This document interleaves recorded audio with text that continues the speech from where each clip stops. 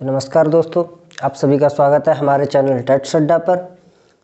तो दोस्तों, आज हम काफ़ी दिनों बाद वीडियो लेकर आ रहे हैं। तो आज मैं आपको बताना चाहूँगा, आज हमारा टॉपिक है क्या, वाक्य। आज हम वाक्य क्या होता है इस पर चर्चा करेंगे। इससे कैसे क्वेश्चन बनते हैं एग्जाम में, क्या क्या पूछा जाता है। तो आइए हम जानेंगे वाक्य के भेद कितने होते हैं, वाक्य बनता कैसे है। सबसे पहले होता है हमारा वर्ड होता है या फिर अक्षर सबसे पहले होता है वर्ड या फिर अक्षरों के सार्थक समूह से, वर्ड या अक्षरों के सार्थक समूह से हमारा बनता है एक शब्द बनता है। किसके सार्थक समूह क्या बनता है, शब्द। फिर जब शब्द का मेल होता है तो हमारा बनता है एक उपवाक्य या फिर बोले तो हमारा पद क्या होता है। जैसे मैं बोलूं कमल का फूल, तो कमल का फूल है वो हमारा क्या है, यहाँ पर एक पद है। और जैसे मैं वाक्य बोलूं तो कमल का फूल जल में खिलता है, ये हमारा क्या है, एक पूरा सेंटेंस है। इसे ही हमको बोलते हैं वाक्य। तो आइए हम जानेंगे वाक्य क्या होता है, कितने प्रकार के होते हैं वाक्य। तो दोस्तों देखिए, हम देखेंगे सबसे पहले वाक्य की परिभाषा क्या है। वाक्य की परिभाषा है पदों का या शब्दों का सार्थक समूह। पदों का या फिर शब्दों का सार्थक समूह क्या होता है, हमारा वाक्य कहलाता है। जिससे कोई एक निश्चित अर्थ निकले वही वाक्य होगा। लेकिन पदों का समूह तो मैं कुछ भी जोड़ दूंगा, लेकिन उससे एक निश्चित अर्थ निकलना चाहिए, वो हमारा होता है वाक्य। अच्छा, वाक्य, इसके लिए सबसे पहले क्या क्या जरूरी है वो जानना बहुत जरूरी है। जैसे हमें वाक्य के लिए वाक्य के तत्व या अवयव, वाक्य के तत्व या अवयव कितने होते हैं, अवयव होते हैं 6।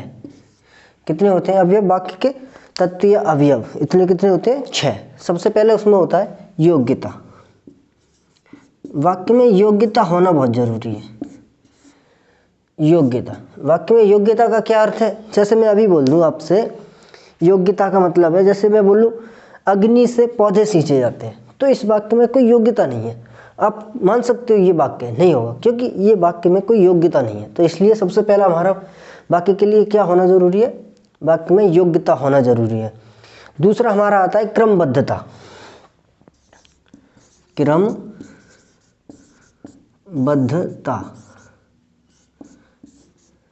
दूसरी होती है हमारी क्रमबद्धता।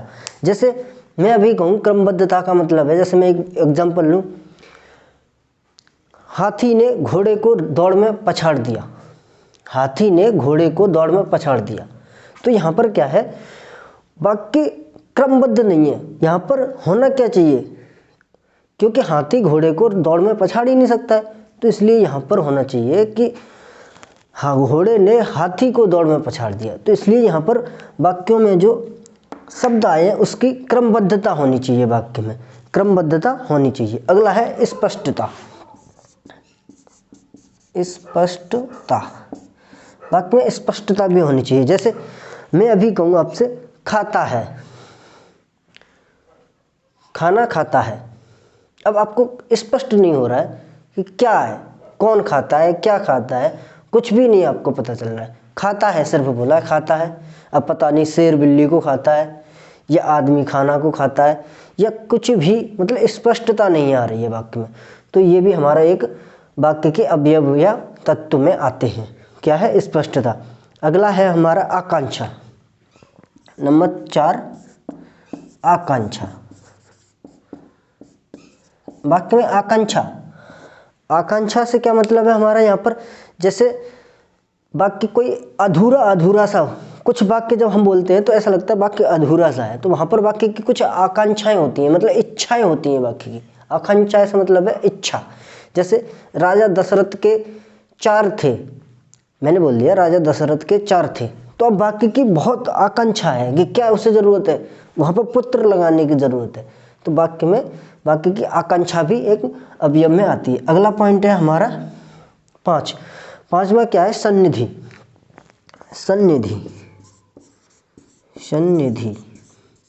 सन्निधि क्या चीज़ होती है? जैसे सन्निधि से मतलब है, मैं सन्निधि को लिख के बताता हूँ। जैसे कि मैंने लिख दिया राम, फिर यहाँ, जैसे मैंने यहाँ लिख दिया राम, फिर इतना गैप ज़्यादा दे दिया, रे खाना, फिर मैंने यहाँ पर खाया। तो यहाँ पर कहीं ज़्यादा गैप, कहीं कम, फिर खाया है, फिर कहीं ज़्यादा। तो ये क्या है? वाक्य में एक सन्निधि होनी चाहिए, इससे कि वाक्य यहाँ पर ये वाक्य गलत है सही, लेकिन वाक्य को पूरा सेटिस्फाइड नहीं हो रहा है वाक्य, तो वाक्य संतुष्ट नहीं है यहाँ पर। तो इसलिए वाक्य में सन्निधि की भी बहुत आवश्यकता होती है।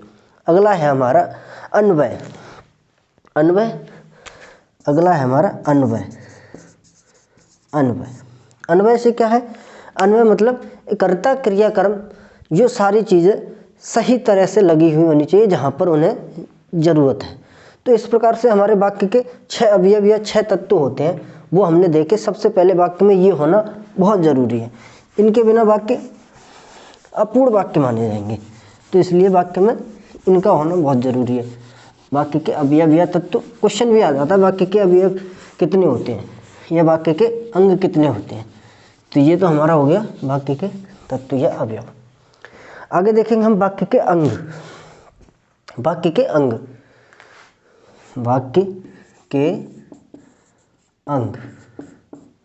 अंग मतलब कि भाग। तो वाक्य के अंग मतलब कि भाग। वाक्य में अंग और भाग क्या है? जैसे एक होता है हमारा उद्देश्य, एक होता है विधेय। पहला होता है हमारा उद्देश्य और एक होता है विधेय। वाक्य के 2 अंग होते हैं या 2 भाग होते हैं। कौन सा होता है? एक होता है उद्देश्य, एक होता है आपका विधेय। उद्देश्य क्या होता है? जैसे कोई भी कार्य जो करता है वो हमारा क्या होता है? उद्देश्य। और विधेय क्या होता है? जो हमारा कार्य किया जाता है जहाँ पर। जैसे मैंने अभी लिखा राम खाना खाता है, तो इस वाक्य में उद्देश्य क्या है? राम। ये क्या है? उद्देश्य। और खाना खाता है, ये क्या है आपका? विधेय। तो वाक्य में 2 भाग होते हैं, उद्देश्य और विधेय। वाक्य के कितने भाग होते हैं? 2, उद्देश्य और विधेय। इसके बाद हम आगे चर्चा करेंगे वाक्य कितने प्रकार के होते हैं, तो वो आगे हम आपको लेके चल रहे हैं। सबसे पहले हम देखेंगे वाक्य के भेद। वाक्य के भेद कितने होते हैं? रचना के आधार पर। सबसे मेन पॉइंट, अगर वाक्य के भेद पूछे जा रहे हैं तो वे जरूर पूछेगा रचना के आधार पर या अर्थ के आधार पर। तो हम सबसे पहले देखेंगे रचना के आधार पर वाक्य के भेद। रचना के आधार पर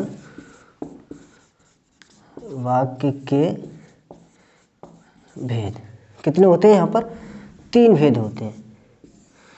रचना के आधार पर वाक्य के भेद कितने होते हैं? 3 भेद होते हैं। कौन कौन से होते हैं? एक सरल वाक्य, एक मिश्र वाक्य और एक संयुक्त वाक्य। 3 भेद होते हैं, सरल वाक्य, नंबर 2 मिश्र वाक्य या मिश्रित वाक्य, और नंबर 3 आपका संयुक्त वाक्य। नंबर से देखेंगे तीनों को। सरल वाक्य। सरल वाक्य क्या होता है? सरल वाक्य मतलब कि एक उद्देश्य एक विधेय। सरल वाक्य में आपका एक उद्देश्य एक विधेय, या फिर अनेक उद्देश्य अनेक विधेय भी हो सकते हैं यहाँ पर, या 2 से ज़्यादा भी उद्देश्य हो सकते हैं, 2 से ज़्यादा विधेय भी हो सकते हैं। लेकिन ये वाक्य किसी से जुड़ा नहीं होगा, ये वाक्य किसी से जुड़ा नहीं होगा।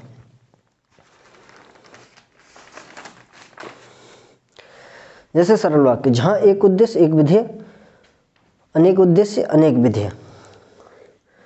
और मिश्रित वाक्य में क्या होता है, यहाँ पर एक से ज़्यादा उद्देश्य एक से ज़्यादा विधेय होंगे और वाक्य में समुच्चय बोधक अव्यय लगा हुआ होगा बीच में, समुच्चय बोधक अव्यय के साथ। और मिश्रित वाक्य में वाक्य एक दूसरे पर निर्भर होंगे। जैसे यहाँ पर मैं बात करूँ, सरल वाक्य का उदाहरण ले लूँ, राम खाना खाता है या वह पढ़ने जाती है, तो यहाँ पर ये क्या है, सरल वाक्य। या मैं कहूँ सीता, गीता और मोहन खाना पीना खाकर पढ़ते लिखते हैं, खाना पीना खाते हैं पढ़ते लिखते हैं, तो ये भी क्या है, एक सरल वाक्य, क्योंकि वहाँ पर कोई वाक्य एक दूसरे से जुड़ा नहीं है। और मिश्रित वाक्य में जैसे वर्षा होगी तो फसल बोएंगे, मिश्रित वाक्य में होगा वर्षा होगी तो फसल बोएंगे, तो एक तो यहाँ पर समुच्चय बोधक अव्यय आ गया और दूसरा वाक्य दूसरे वाक्य पर निर्भर कर रहा है। जैसे वर्षा होगी तो फसल बोएंगे। संयुक्त वाक्य में क्या होता है, यहाँ पर भी दो वाक्य होते हैं और दोनों समुच्चय बोधक अव्यय से जुड़े हुए होते हैं, लेकिन यहाँ मिश्रित वाक्य में एक दूसरे पर निर्भर होता है, यहाँ पर वाक्य स्वतंत्र होते हैं, दोनों जुड़े हुए होते हैं बस। जैसे मैं वाक्य लूँ, वर्षा होगी और फसल बोएंगे, यहाँ पर ये वाला वाक्य संयुक्त वाक्य का हो जाएगा। मिश्रित वाक्य में वर्षा होगी तो फसल बोएंगे, तो ये वाला वाक्य हमारा मिश्रित वाक्य का हो जाएगा। तो दोस्तों कैसी लगी आपको वीडियो हमारी, तो इसी के साथ आज हमारी काफ़ी दिनों बाद वीडियो आई है। अगर वीडियो पसंद आ रही है तो वीडियो को लाइक करें और चैनल को सब्सक्राइब करें। धन्यवाद, जय हिंद।